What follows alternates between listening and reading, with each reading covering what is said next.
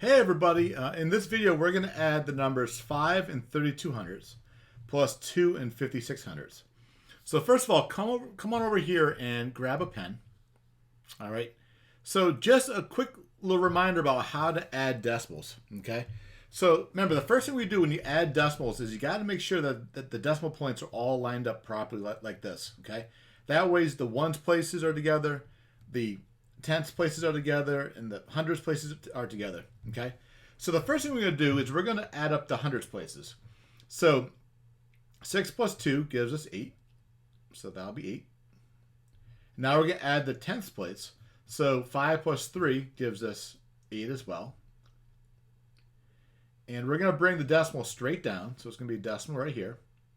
All right. And then finally, we're going to add the ones place. So 5 plus 2 gives us 7. So our final answer is 7 and 88 hundredths.